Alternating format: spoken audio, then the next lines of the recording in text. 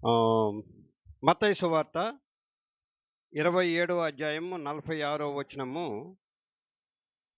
మన మధ్యలో ఉన్న దినకరన్ గారు, కోమలి గారు వచ్చి చదవవలసిందిగా మనం చేస్తున్నాం.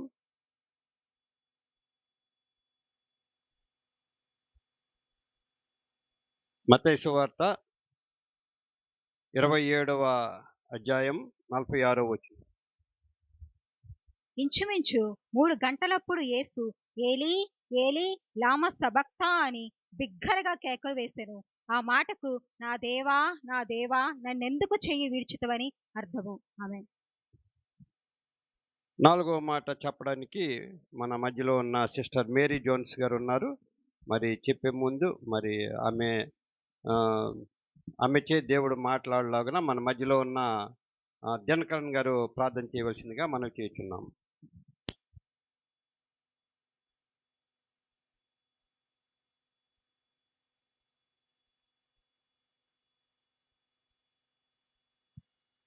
సిలువలో పొందిన ఆ ఘోరమైన శ్రమలో నా కోసం, నా పాపాల కోసం మీరు సిలువలో పలికిన ప్రతి మాట ద్వారా ప్రతి మాటకు ఒక లోతైన అర్థం ఉంటుంది. అది మా హృదయాల్లో ద్వారా మేము అమర్చుకుని నీకు మాదిరిగా మేము జీవించే భాగ్యాన్ని అనుగ్రహిస్తారని ఇప్పుడు కూడా ఈ చెప్పబడుతున్న మాటని ఈ చెప్తున్న ఆ అమ్మాయి మీరే దగ్గరుండి చెప్పించాల్సిందిగా, ఏదైనా తప్పులుంటే క్షమించి దేవా నువ్వేమైనా మా జీవితాల్లో కూడా సరిచేయాల్సిన ఏదైనా గుణపాఠాలను చెప్తారా, చిన్న ప్రార్థన ఆలపిస్తారని విశ్వాసం. ఆహా మహాత్మా అశరణ్య విమోచక దోషరహిత చంపే నిన్ను నా దోషమే కదా.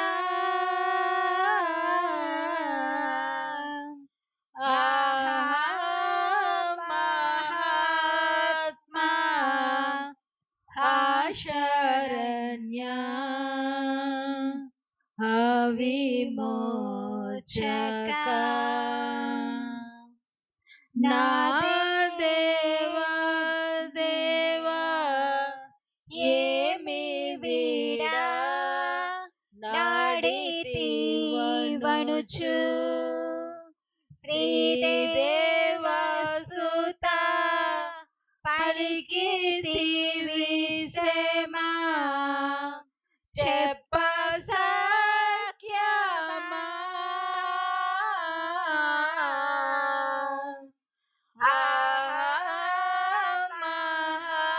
మహాత్మా శరణ్య విమోచక. మరి నాలుగవ మాట మన మధ్యలో ఉన్న సిస్టర్ మేరీ జోన్స్ గారికి అప్పగించున్నాం.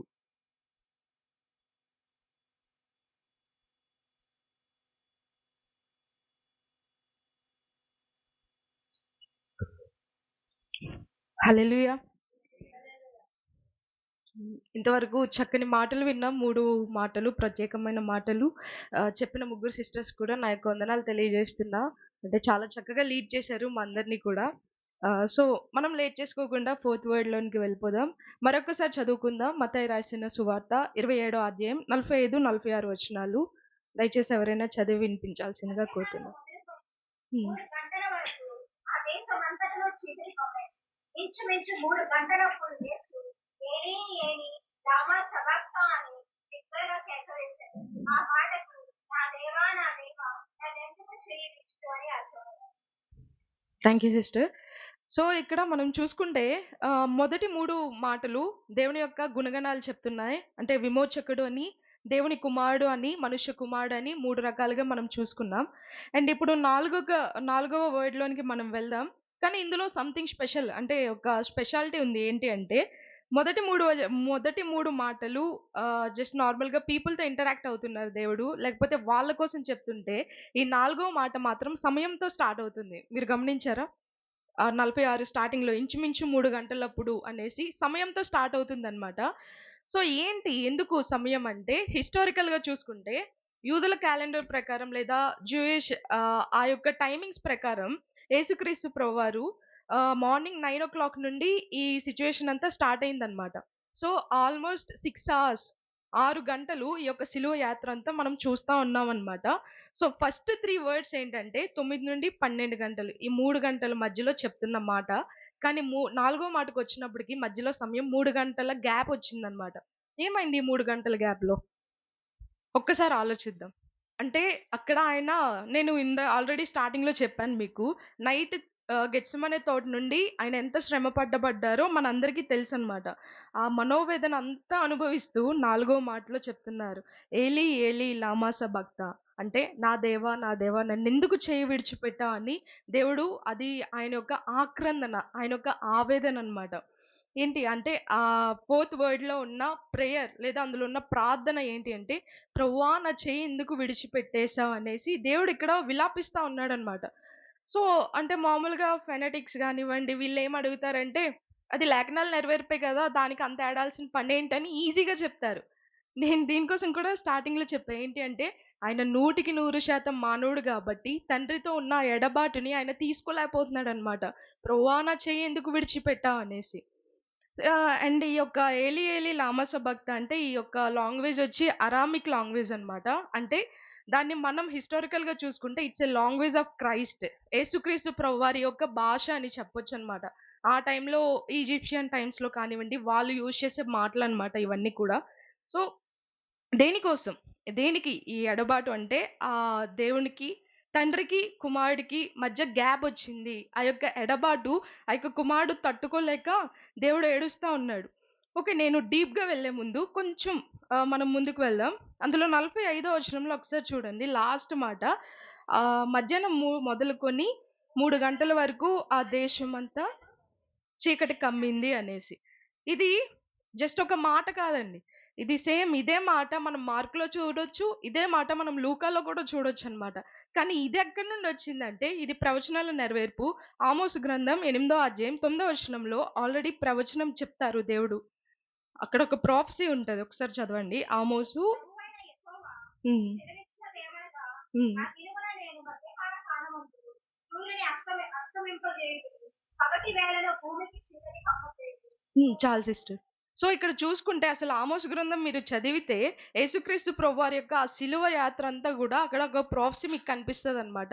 సో, ఆ యొక్క లేఖన నెరవేర్పే మనం ఇక్కడ మత్తయి 27 అధ్యాయం 45 వచనంలో చూస్తాం. అక్కడ పగటి కాలమందు చీకటి కమ్ముకుంటది అనేసి ఏదైతే అక్కడ ప్రాఫెసీ ఉందో, ఏదైతే అక్కడ లేఖనం ఉందో, ఇక్కడ మనం అదే ఆ లేఖనం అనేది నెరవేర్పుని ఇక్కడ చూడగలుగుతున్నామనమాట. సో, గార్డెన్ ఆఫ్ గెత్సెమనేలో చూసుకుంటే నైట్ నుండి ఈ పెయిన్ అంతా స్టార్ట్ అయింది. యూదా ద్రోహం చేయడం, వాళ్ళందరూ కూడా దేవుడిని తీసుకొని వెళ్ళడం, అవన్నీ తిప్పడం ఇవన్నీ గూడా. అంటే ఇందాక చెప్పినట్టుగానే అసలు రెస్ట్ లేదు ఆ మనిషికి పాపం. అంటే నైట్ నుండి తిరుగుతానే ఉన్నారాయన. నైట్ నుండి ఆ బ్లడ్ కారుతూనే ఉంటది. ఆ తర్వాతేంటి ముళ్ళ కిరీటం, కాళ్ళు చేతులకి సిలువలు కొట్టడం. అసలు ఒక్కసారి ఆలోచించండి. దేవుడు శ్వాస తీసుకోవాలంటే 2 కాళ్ళకి ఆ యొక్క మేకు కొట్టారు గదా! దాని మీద ఆ యొక్క దన్ను పెట్టుకొని శ్వాసని పీల్చుకుంటున్నాడనమాట. అంటే అంత శరీరం అంతా గూడా ఎక్కడ దన్ను పెట్టుకున్నాడంటే ఆ యొక్క కాలు మీద. ఆ యొక్క కాలుకి ఒక నెయిల్ గుచ్చారు గదా! దాని మీద ఆయన ఒక్కొక్క శ్వాస, ఒక్కొక్క బ్రీతింగ్ తీసుకోవాలంటే మొత్తం దన్నంతా దాని మీద పెట్టి ఇలా అంటే ఆయన చేసే అంటే ఆయన యొక్క పెయిన్ ఒక్కసారి ఆలోచిద్దాం ఆ సిలువలో. ఒక్క శ్వాస తీసుకోవాలంటే ఎంతగా ఆయన అక్కడ నలిగిపోతా ఉన్నారో. ఆ యొక్క సిలువ అనేది అంటే ఆ యొక్క నెయిల్ మీద తన బాడీ అంతా కంట్రోల్ పెట్టుకొని ఎంతగా ఒక శ్వాస తీసుకోవడానికి ఆయన అంత కష్టపడతా ఉన్నారో ఒక్కసారి ఆలోచిద్దాం. అంత టైంలో కూడా అంత బ్లడ్ కారిపోతూ, అంత ఓపిక లేనప్పటికి గూడా మొదటి 3 మాటలు ఆయన పలికారు చక్కగా. ఆహ్, ఆల్రెడీ మన సిస్టర్స్ ముగ్గురు గూడా చెప్పారు.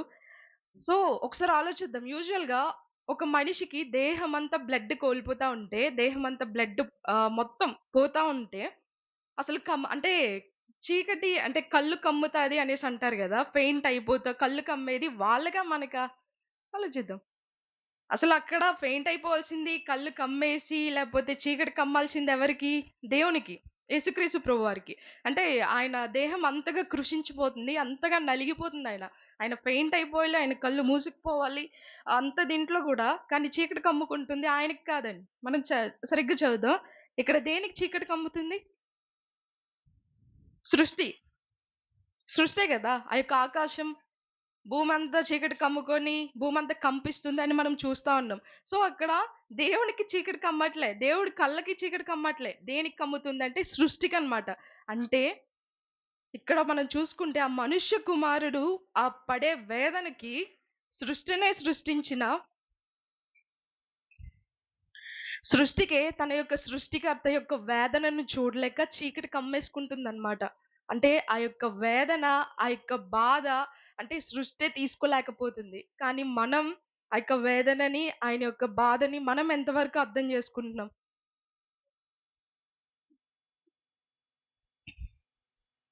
అండ్ ఈ చీకటికి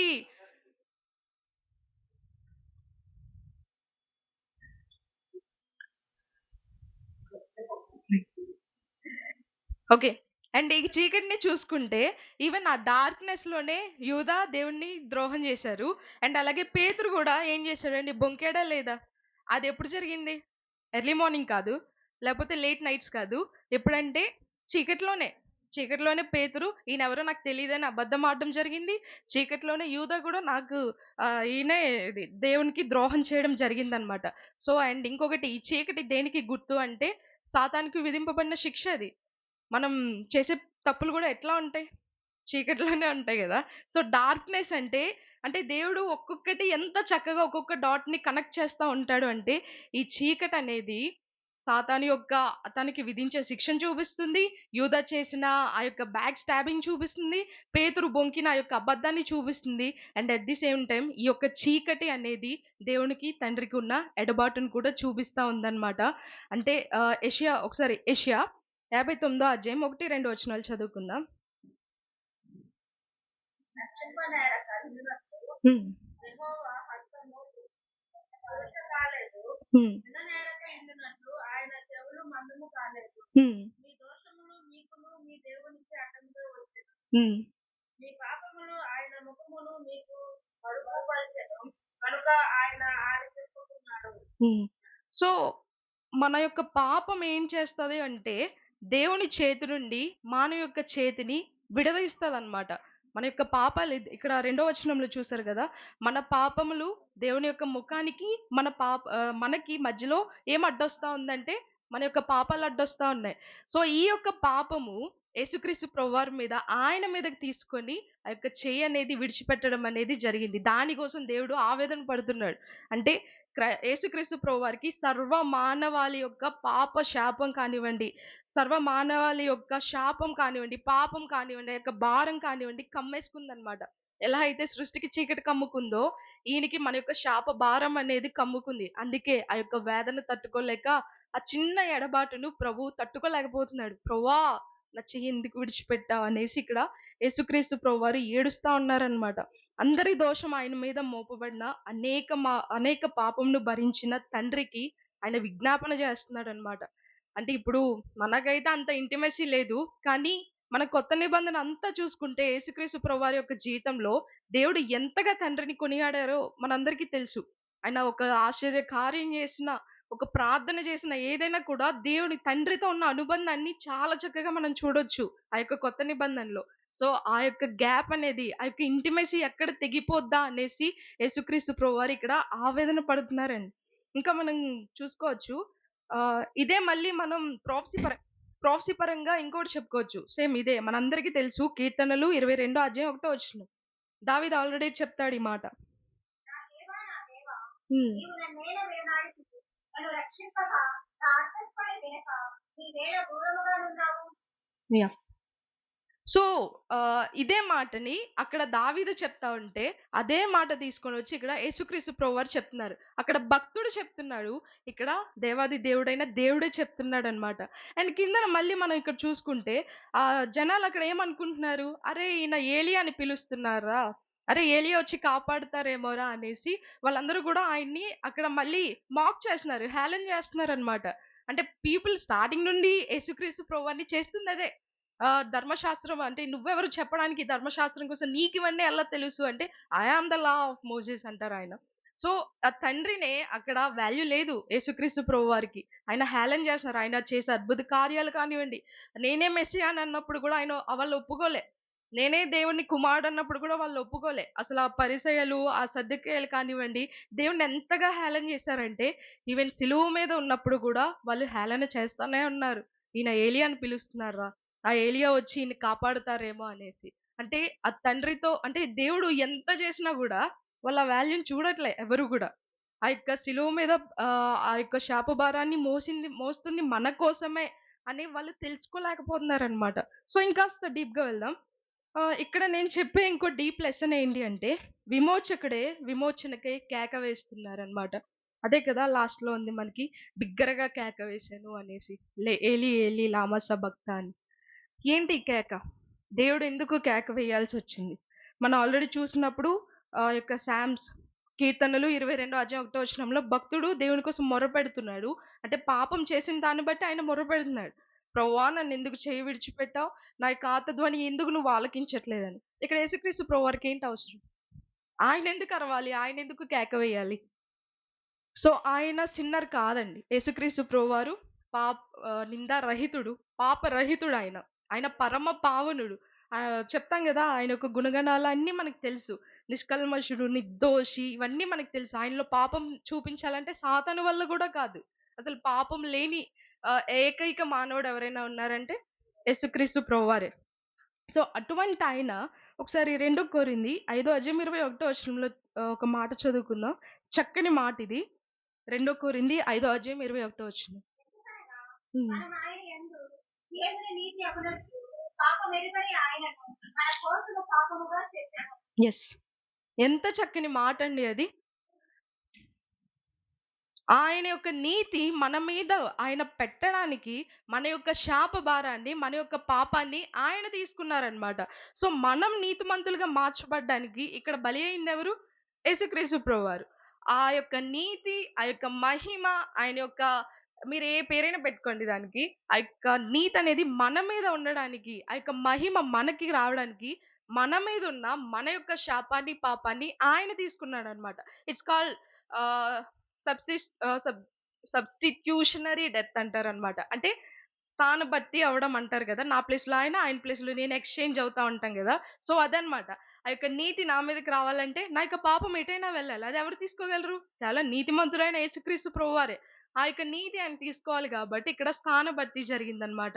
అంటే ఆ నీతి మన మీదకొచ్చింది. మన యొక్క శాపం ఆయన మీదకెళ్ళింది.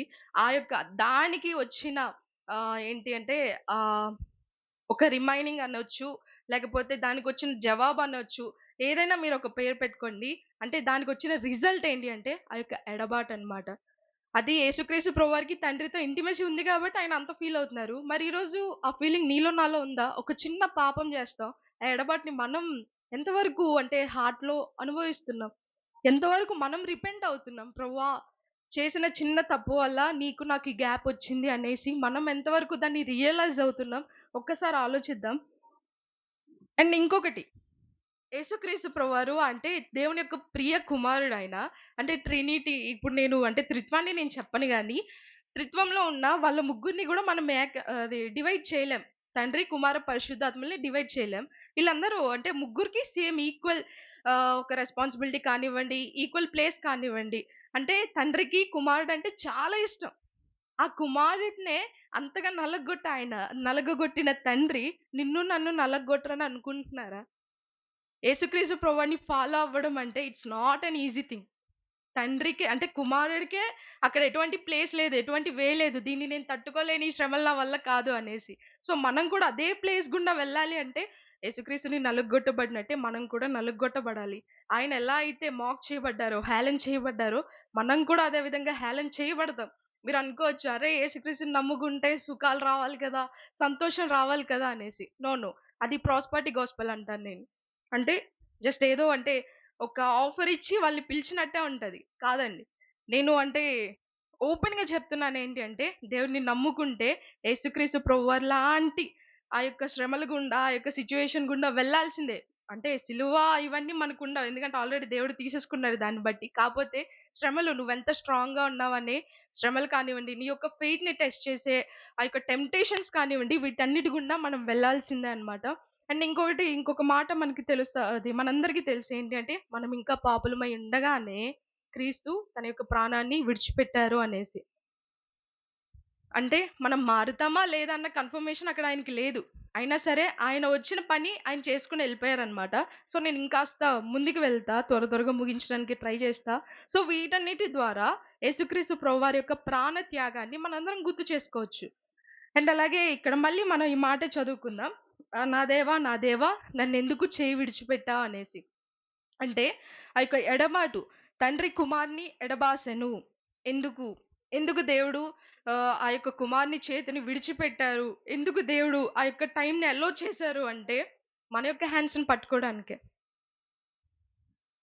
ఒక్కసారి అంటే ఈ ఎడబాటు ఏం కలిగించింది? ఎందుకు యేసుక్రీస్తు ప్రభువారు అంతగా తీసుకోలేదు అంటే, నా యందు పాపం ఉందని మీరు ఎవరైనా చెప్పగలరని ఛాలెంజ్ చేశారు యేసుక్రీస్తు ప్రభువారు చాలా మందికి. అండ్ అలాగే ఆయన యందు ఏ పాపం లేదు అని సాతాను కూడా ఒప్పుకునే సిట్యుయేషన్ తెచ్చుకున్నారు. అండ్ అలాగే యేసుక్రీస్తు ప్రభువారు నీతిమంతుడు. ఆయన దేవుని కుమారుడు. ఆయన తండ్రిని మహిమపరిచారు. ఒక అద్భుత కార్యం చేయాలంటే తండ్రి నుండి ప్రార్థన చేసి ఆయన నుండి ఒక ఆజ్ఞని తీసుకునేవారనమాట. తండ్రి చిత్తాన్ని నెరవేర్చేవాడు. తండ్రి అప్పగించిన పనిని నెరవేర్చాడు. తండ్రి చిత్తం కోసం తన ప్రాణాన్ని సైతం వెనకాడక ఆ యొక్క సింహాసనంని విడిచిపెట్టి మన కోసం వచ్చారు. ఇన్ని చేసి ఇంత ఇంటిమసీ పెంచుకున్న ఆ దేవాది దేవుణ్ణి ఒక్కసారి అంటే ఈ ఎడబాటు ఎందుకు ఆయన అంత తీసుకోలేకపోయారంటే, తను చేసే ప్రతి పనిలో తండ్రితో ఆయన అంటుకట్టబడే ఉన్నారనమాట. అందుకే అంటారు కదా యోహాను సువార్తలో, నేనును తండ్రిని ఏకమై ఉన్నాము అనేసి. ఇద్దరిని ఎవ్వరూ వేరు చేయలేరని. సో ఎందుకు ఆ గ్యాప్ అంటే మన వల్ల, మన యొక్క పాప భారం వల్ల ఆ గ్యాప్ వాళ్ళిద్దరి మధ్య రావడం ఇక్కడ యేసుక్రీస్తు ప్రభువారు తీసుకోలేకపోతున్నారు. ఆ కుమారుని యొక్క హ్యాండ్‌ని వదిలేశారు. ఎందుకంటే ఆయన మన హ్యాండ్స్‌ని పట్టుకోవాలి కాబట్టి. ఆ కుమారుని యొక్క చేతిని వదిలేశారు. ఎందుకంటే ఆయన మన చేతిని పట్టుకోవాలి కాబట్టి. ఒక్కసారి ఆలోచిద్దామండి. యోహాను 3:16 ఉంటది. చాలా చక్కని మాట. దేవుడు లోకమును ఎంతో ప్రేమించెను. అద్వితీయ కుమారుని యందు విశ్వాసించిన ప్రతి ఒక్కరు కూడా నశింపక నిత్య జీవము పొందినట్లు ఆయన మనలను ఆయనకు అనుగ్రహించను అనేసి. అంటే నీ చేతిని పట్టుకోవడానికి ఆయన తన కుమారుడి చేతిని కూడా విడిచిపెట్టడానికి రెడీ అయ్యారు. నువ్వెక్కువ, నా కుమారుడైన యేసుక్రీస్తు ప్రభువారు ఎక్కువ అంటే నువ్వే ఎక్కువ అని చెప్తారు ఆయన. తన కుమారుడిని నీ కోసం బలి అయ్యేలా చేశారు. ఒక్కసారి ఆ ప్రేమను అర్థం చేసుకుందాం. ఎంత ప్రేమ లేకపోతే ఇప్పుడు ఫర్ ఎగ్జాంపుల్ ఐజక్ పాస్టర్ గారు ఉన్నారు. ఇప్పుడు మనందరి కోసం అని పాస్టర్ గారు ఐజక్‌ని ఇక్కడ తనని సఫర్ చేయాలంటే తండ్రిగా తన హార్ట్ ఒప్పుకుంటదా? ఒప్పుకోదు. అరే నా కొడుకుని నేనెందుకు వీళ్ళందరి కోసం ఇవ్వాలి అని. కానీ పరలోకపు తండ్రి అది ఆలోచించలేదండి. మానవాళి పాపం కోసం, మానవాళి శాపం కోసం ఎక్కడ మనం నరకంలో పడిపోతామో, ఎక్కడ ఆ యొక్క సాతాను క్రింద మనందరం బానిసలం అయిపోతామో అని, నువ్వు వెళ్ళు, ఈ సింహాసనాన్ని నువ్వు పక్కన పెట్టి వాళ్ళ కోసం నువ్వు వెళ్ళు అనేసి ఆ తండ్రి అయిన దేవుడే తన కుమారుని, తన ప్రియ కుమారుని సైతం అక్కడ అప్పగించేశాడు. ఎందుకంటే నీ చేతిని పట్టుకోవాలి కాబట్టి, నీ చేతిని ఆయన పట్టుకొని ముందుకు నడిపించాలి కాబట్టి తన కుమారుని చేతిని ఆయన వదిలేశాడనమాట ఆ టైంలో.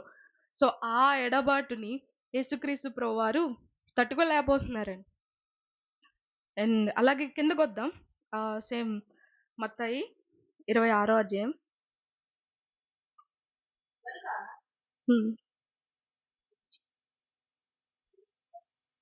51 అప్పుడు దేవాలయపు తెర పైనుండి కింది వరకు రెండుగా చిరిగెను. భూమి వణకెను, బండలు గడగడాయెను. యా చాలా సిస్టర్. సో ఇక్కడ దేవాలయపు తెర చిరిగింది. చాలాసార్లు విన్నాం. దేవాలయపు తెర చిరిగింది. దానికి నిదర్శనం అంటే దేవుడు అక్కడ సిలువకు అప్పగింపబడ్డాడు. దేవాలయపు తెర చిరిగిందని. సో నా క్వశ్చన్ ఏంటంటే ఇక్కడ దేవాలయపు తెర కింద నుండి పైకి చిరిగిందా, పైనుండి కిందకి చిరిగిందా? ఎస్. ఎందుకు అలా అంటే దేవుడు చేసే ప్రతి ఒక్క పనిలో కూడా వెనక్కి ఒక పరమార్థం ఉంటది. ఇప్పుడు కింద నుండి పైకి చింపితే మనం చింపమనుకుంటారు. అక్కడ ఉన్న ప్రధాన యాజకుడు ఎవరో చింపారనుకుంటారు. కానీ దేవుడు తెలివిగా అక్కడ ఎలా చింపారంటే పైనుండి కిందకి చిరిగింది. సో, ఆ యొక్క తెర చీల్చడానికి ఇద్దరు బలిష్టమైన వ్యక్తులు కావాలి. అంత స్ట్రాంగ్‌గా ఉంటదనమాట ఆ తెర. సో, దాన్ని అసలు ఎటువంటి ఫోర్స్ గాని, ఎటువంటి అక్కడ ఆబ్జెక్ట్ గాని లేదు. పైనుండి కిందకి చిరిగిపోయింది. అంటే దేవుని యొక్క కార్యాన్ని చూడడానికి. అసలెందుకు ఆ తెర? మనం జూయిష్ ప్రకారం చూసుకుంటే, పాత నిబంధన ప్రకారం చూసుకుంటే, ఆ తెర అనేది నార్మల్ పీపుల్‌కి దేవుని యొక్క అతి పరిశుద్ధ స్థలానికి మధ్యలో ఉన్న ఒక బ్యారియర్ లాంటిదనమాట. అక్కడికి వెళ్ళాలంటే ఓన్లీ ప్రధాన యాజకులు వీళ్ళే వెళ్ళగలరు దాన్ని. సాధారణ మనుషులు అటు వెళ్ళలేరు. కానీ యేసుక్రీస్తు ప్రభువారు చేసిన ఈ సిలువ కార్యం బట్టి అక్కడ తెర పైనుండి కిందకి చిరిగిపోయింది అంటే, మనం కూడా అతి పరిశుద్ధ స్థలానికి వెళ్ళడానికి యేసుక్రీస్తు ప్రభువారు అక్కడ మధ్యలో ఉన్న అగాధాన్ని తొలగించేశారనమాట. అది సింబల్ అన్నమాట. సో, ఈరోజు నువ్వు నేను యేసుక్రీస్తు ప్రభువారి దగ్గరికెళ్ళాలంటే మనకి ప్రధాన యాజకుడు అవసరం లేదు. మనకి ప్రధాన యాజకత్వం అవసరం లేదు. ఎవ్వరు అవసరం లేదు. డైరెక్ట్ వే ఆయనే ఏర్పాటు చేశారు. ఇంకా మనం చెప్పుకోవాలంటే మన ప్రధాన యాజకుడు ఎవరండి? యేసుక్రీస్తు ప్రభువారే. మనకి సూట్ అయిన అంటే మన బలహీనతలో ఈక్వల్ అనుభవం లేదు గానీ, లేకపోయినా సరే, లేదా ఉన్నా సరే, ఆయనకి మన యొక్క ప్రతి ఒక్క బలహీనత తెలుసు. ఆ యొక్క శోధన కోసం తెలుసు. ఇట్టి ప్రధాన యాజకుడు మనకి సరిపోయిన వాడని మనందరికీ తెలుసు. సో, ఆ తెర చిరిగింది అంటే, నీకు దేవునికి ఉన్న మధ్య ఆ బ్యారియర్ తొలగిపోయింది. నువ్విప్పుడు ఏ పరిస్థితుల్లో కానివ్వు, ఏ టైంలో అయినా సరే నువ్వు దేవుని దగ్గరికి వెళ్ళొచ్చు. సాధారణ మనిషి గూడా దేవుడి దగ్గరికి వెళ్ళొచ్చు. ఇటువంటి గొప్ప కార్యం మిగిలిన ఎక్కడైనా మనం చూడగలమా? చూడలేం. ఓకే. నేనింకా కాంట్రోవర్సీ క్రియేట్ చేయాలనుకోవట్లేదు. సో, ఇంకా ముందుకు మనం వెళ్ళాల్సిన పని లేదు. కానీ నువ్వు తండ్రిని నీతో డైరెక్ట్‌గా ఈ ఇంటిమేట్ క్రియేట్ చేసుకోవడానికి కానివ్వండి, తండ్రితో డైరెక్ట్ సంబంధాన్ని కలుగజేసుకోవడానికి కానివ్వండి, ఇక మనకి ఎవ్వరి అవసరం లేదు. ఏ తెర మనకి అవసరం లేదు. ఉన్న ఏకైక తెర యేసుక్రీస్తు ప్రభువారు చింపేశారనమాట. సో, ఈ నాలుగో మాట ఎందుకు ఆ కేక అంటే, నిన్ను దేవుడిని దగ్గరికి చేయడానికనమాట. దేవుడు యేసుక్రీస్తు ప్రభువారు చేతిని ఆ దేవుడు వదలకపోతే ఈరోజు నీ చేతిని, నా చేతిని ఆయన పట్టుకునేవారు కాదనమాట. అందుకే ఆ ఎడబాటు. అండ్ ఇంకా మనం ముందుకు వెళ్ళొచ్చు అంటే నేను ఇంకొక 5 మినిట్స్‌లో కంక్లూడ్ చేసేస్తా. సరే. ఈ కేక బట్టి మనం 3 విషయాలు తెలుసుకోవచ్చు. ఒకటేంటంటే శ్రమలో దేవుని వైపు చూడొచ్చు. రెండోదిగా శ్రమలో దేవుని యందు విశ్వాసం ఉంచడం. అండ్ మూడోదిగా శ్రమలో నిరీక్షణతో దేవుణ్ణి పిలవడం అనేది. వీటన్నిటికి కూడా యేసుక్రీస్తు ప్రభువారిని నేను ఆధారంగా చెప్తా. పాపికి ఏకైక ఆధారం గానివ్వండి ఏదైనా ఉంది అంటే శ్రమలో దేవుని యొక్క అన్‌కండీషనల్ లవ్. దేవుని యొక్క ప్రేమ. అది దూరం అవ్వదు. కానీ ఈ సాతాను ఏం చేస్తా ఉంటాడంటే, ఈ శ్రమలు తీసుకొని వస్తా ఉంటాడు. ఎందుకంటే, ఆ యొక్క ప్రేమ దేవుని యొక్క కార్యాన్ని మీ నుండి దూరం చేయడానికి మధ్య మధ్యలో ఇలాంటివన్నీ తీసుకొస్తా ఉంటాడనమాట. సో, దేవుడు ఇక్కడ చెప్తున్న మాట ఏంటంటే, లోకాన్ని గాని, లోకంలో ఉన్న వాటిని గాని దేన్ని ప్రేమించొద్దు. నీ యొక్క కళ్ళు నా మీదే ఉండాలి అనేసి. ఎందుకంటే ఉన్నదంతా నేత్రాశ, శరీరాశ, జీవపు డంబమే. ఆదాము, హవ్వ చేసిన కార్యానికి ఆ మరణపు ద్వారాలు ఓపెన్ అయ్యాయి. కడపటి ఆదామైన యేసుక్రీస్తు ప్రభువారు వచ్చి ఏం చేశారు? ఆ మరణాన్ని నుండి తప్పించడానికి ఒక వే ఇక్కడ ఏర్పాటు చేశారనమాట. అండ్ అలాగే మరణ మార్గానికి పోవు వారందరికీ కూడా జీవ మార్గం ఎవరై ఉన్నారంటే యేసుక్రీస్తు ప్రభువారే. ఆయన వేదన ఆహ్, ఆయన రోదన ఎలా అంటే దేవుడు పాపిని ప్రేమిస్తాడు గానీ పాపాన్ని ద్వేషిస్తాడనమాట. సో, మనం చేసే సిన్స్ ఎలా ఉంటాయంటే మన మీద కోపం వచ్చినా దేవుడు కోపాన్ని చూపించలేడు. అంటే దేవుడు ప్రేమిస్తాడు. కానీ మనం వెనకున్న పాపాన్ని దేవుడు ద్వేషిస్తా ఉంటాడనమాట. అందుకే ఆగి తిరిగి రండి మళ్ళీ వెనక్కి. Come back to the lord. దేవుని దగ్గరికి మళ్ళీ రండి. మీరెంత దూరం వెళ్ళిపోయారో నాకు తెలీదు. తప్పిపోయిన కుమారుడి కోసం మీ అందరికీ తెలుసు కదా! తన తండ్రిని విడిచిపెట్టి మొత్తం అంతా వెళ్ళాడు. కానీ ఎక్కడ తనకి ఎటువంటి సాటిస్ఫాక్షన్ లేదు. మళ్ళీ తండ్రి దగ్గరికే వచ్చాడనమాట. వచ్చినప్పుడు తండ్రి పనిష్ చేశాడా? లేదు. క పరిగెట్టుకొనొచ్చి హగ్ చేసుకొని విందుని ఏర్పాటు చేశాడనమాట. సో, మన తండ్రి కూడా అలాంటి వాడే. నువ్వు ఈరోజు ఎంత దూరం వెళ్ళిపోయావు. దేవుని ఎడబాటు. ఇంకా నాకొద్దు నీ చెయ్యి నేను విడిచిపెట్టేసి నువ్వు దేవుడిని విడిచిపెట్టి ఎంత లాంగ్ వెళ్ళిపోయావో నాకు తెలీదు గానీ, ఈరోజు దేవుడు నీతో మాట్లాడుతుంది. తిరిగి రా. మళ్ళీ come back to the lord. ఆయన చేతులు ఇప్పటికి అంతే స్ట్రెచ్ అంటే అంతే ఓపెన్‌గా స్ట్రెచ్ చేసున్నాడు నీ కోసం. ఆయన యొక్క చేయి ఇప్పటికి రెడీగా ఉంది నీ చేతిని పట్టుకోవడానికి. ఇప్పటికి నువ్వు అదే క్వెషన్ ఏసినా, నీకు నీ కుమారుడైన యేసుక్రీస్తు ప్రభువారు కావాలా? నేను కావాలంటే నిన్నే చేసుకుంటాడాయన. అంత ప్రేమ అండి మీరంటే. అండ్ అలాగే శ్రమయందు విశ్వాసం. It's a symbol of new life. నువ్వు అంటే శ్రమల్లో నీ విశ్వాసం ఎంతగా ఉంటుందో ఒక్కసారి ఆలోచిద్దాం. నువ్వు అంటే గివ్ అప్ చేసేస్తున్నావా దేవునిలో? లేకపోతే అంటే ఈయన్ని నమ్ముకుంటే ఇంతే నా జీవితం అనుకుని వదిలేస్తున్నావా? లేకపోతే నువ్వు అంతే స్టాండ్ ఫర్మ్‌గా నిలవబడగలుగుతున్నావా? ఈ శ్రమల్లో నిజంగా యేసుక్రీస్తు ప్రభువారి ప్లేస్‌లో మనం ఉంటే డెఫినిట్‌గా ఈ మాటలేవి మన నోటి నుండి రావు. నన్నెందుకు ప్రభువా నిన్ను నమ్ముకున్నందుకు సిలువ వేశావా నన్నని క్వెషన్ చేస్తాం గానీ, ఇక్కడ యేసుక్రీస్తు ప్రభువారు మౌనంగా ఉన్నారని. ఏ మాట మాట్లాడలేదు. బదులు దూషించట్లే. కీడుకు ప్రతి కీడు చేయట్లేదు. అసలు ఆయన నుండి రెస్పాన్సే లేదు. మౌనంగా ఉన్నాడు. కానీ మనం ఒక చిన్న శ్రమ రాగానే విడిచిపెట్టి పోతాం ఇంకా. నీకు దండం ప్రభువా! అసలు నిన్ను నమ్ముకుంటే నా జీవితమే ఇంత అనేసి. లేదండి. నీకు శ్రమలొస్తున్నాయంటే నువ్వు డే బై డే ఎదుగుతున్నావనే. నువ్వు శ్రమలొస్తున్నాయి, శోధనలొస్తున్నాయి, టెంప్టేషన్స్ వస్తున్నాయి. సాతాను నీ యొక్క నెస్ట్‌ని షేక్ చేస్తున్నాడంటే ఒక్కటే గుర్తుపెట్టుకోండి. దేవుడు తన యొక్క బలమైన సోల్జర్స్‌కే బలమైన బ్యాటిల్స్ ఇస్తారనమాట. సో, నువ్వెంత స్ట్రాంగ్‌గా ఉన్నావు. శ్రమల్లో విశ్వాసానికి ప్రతీక మన యేసుక్రీస్తు ప్రభువారే. అండ్ అలాగే శ్రమల్లో దేవుని వైపు చూడ్డానికి మనకున్న ఇన్‌స్పిరేషన్ ఎవరంటే యేసుక్రీస్తు ప్రభువారే. అండ్ లాస్ట్‌లో శ్రమలో నిరీక్షణతో దేవుణ్ణి పిలవడం. ఇక్కడ యేసుక్రీస్తు ప్రభువారు కూడా నిరీక్షణతో నన్నెందుకు చేయి విడిచిపెట్టావు అని. ఇక్కడ 7 మాటలు కూడా చూసుకుంటే ఫస్ట్ 3 ఇతరుల కోసం దేవుడు చెప్తే, ఈ 4వ మాట తన కోసం తను చెప్పుకుంటున్నాడు. లాస్ట్ 3 వర్డ్స్ కూడా తండ్రికి తనతో ఉన్న అనుబంధాన్ని చెప్తున్నాడనమాట. సో, 4వ మాటలోనే నన్నెందుకు విడిచిపెట్టావు అని క్వెషన్ చేస్తూ, మిగిలిన 3 వర్డ్స్ కూడా ఎలా ఫాలో అయ్యారు? అంటే తనకొక నిరీక్షణ ఉంది.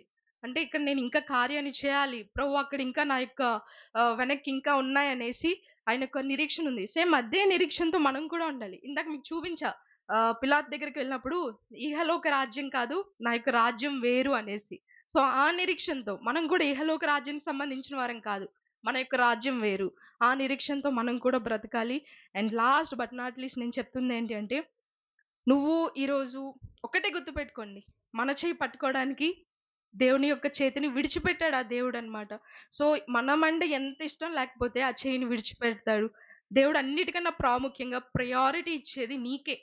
సో, మనం మన యొక్క జీవితంలో ఎంత ప్రయారిటీ ఇస్తున్నాం దేవునికి అనేది ఈ యొక్క వాక్య భాగంతో దేవుడు మీ అందరితో మాట్లాడారని నమ్ముతూ, మరొకసారి ఈ సమయాన్ని ఇచ్చినందుకు మీ అందరికీ వందనాలు తెలియజేస్తున్నా.